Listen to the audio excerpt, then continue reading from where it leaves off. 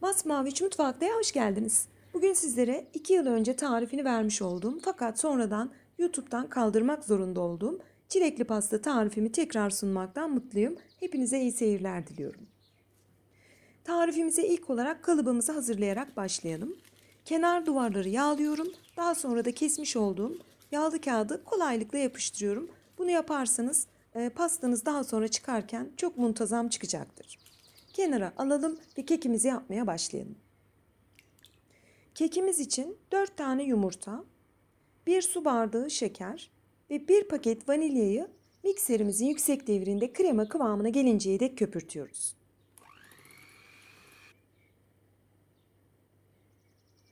Bu kıvama getirmişseniz tamamdır.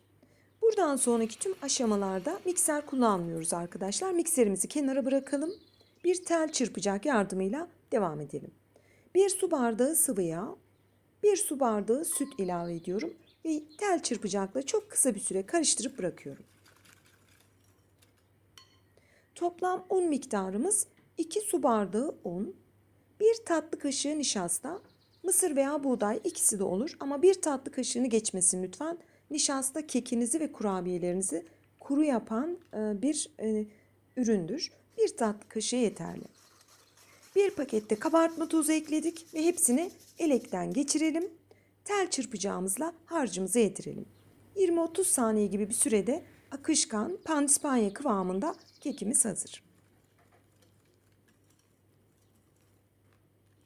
Çok güzel bir hamurunuz var. Oldukça akışkan olmasına dikkat edin lütfen.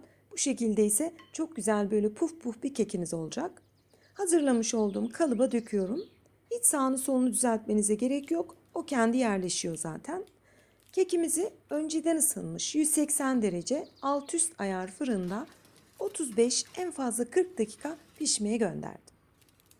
35 dakikanın sonunda kürdan testi uyguladım ve çıkardım. O kadar güzel bir kektir ki şöyle göstereyim size, bildiğiniz pamuk gibi bir kek, bildiğiniz yani pandispanya da diyebilirsiniz. Kenara soğumaya alalım. Kremamız için 2 paket vanilyalı puding kullanacağız. Pudinginizin üzerinde yazdığı gibi sadece toplam 200 milim eksik sütle pişirin lütfen. Yani benim pudingde 1 litre süt gerekliydi 2 paket için. 800 milim sütle pişirdim. Türkiye'deki pudingler farklı oranda olabilir. Önemli olan 200 milim azaltarak pişirin. Pişirdim, bir taşı kaynattım ve hemen kenara alıyorum. Sıcak pudingimizin içerisine 1 paket yani 175 gram labne peynir veya kaymak, varsa elinizde mascarpone, zaten mascarpone ve kaymak aynı şey.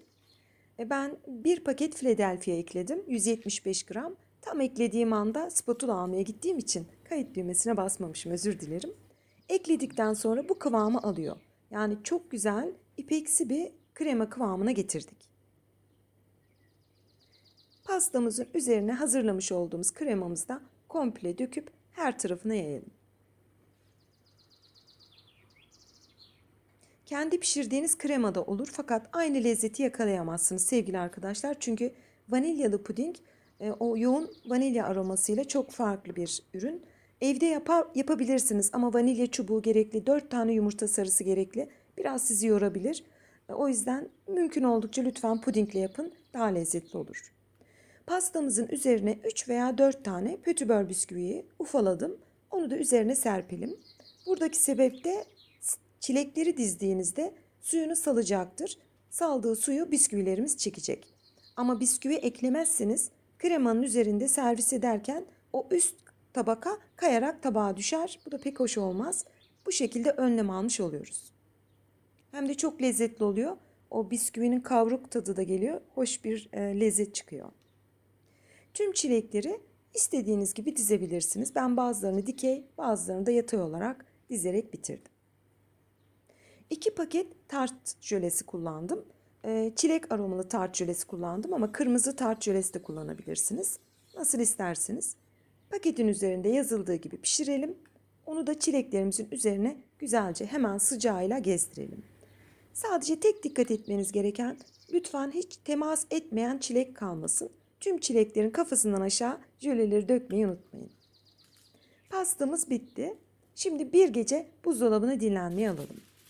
veya 4-5 saat buzdolabına dinlendirmeniz de yeterli olur. Kenarlarına yağlı kağıt geçirdiğim için kalıptan da kolaylıkla çıkarıyoruz. Ve yağlı kağıdın sizlere kattığı avantajı şimdi göstereceğim. O pastaların kenarlarındaki yumukluk hiç olmuyor. Bakın, tertemiz bir kenar şeridiniz var. Sadece yağlı kağıt sayesinde bunu elde etmiş olduk. Çok güzel görünüyor. Tabii ki hemen dilimliyorum. En sevdiğimiz bölüm doku testine geçiyorum. Benim iş yerimde çalışan arkadaşımın eşi bir pastanede çalışıyordu. Ondan birebir aldığım bir tariftir bu. 3 yıl önce Instagram'da, 2 yıl önce YouTube'da vermiştim. Ama kaldırmak zorunda kalınca tekrar yeni bir video ile sizlere sunmak istedim. Mükemmel bir lezzettir. Tavsiyem, lütfen vanilyalı pudingle yapın. O lezzeti evde pek yakalayamayız çünkü. Çok da güzel bir keki var. İnşallah sizler de memnun kalırsınız. Bir dahaki tarifimde buluşmak ümidiyle. Hoşça kalın.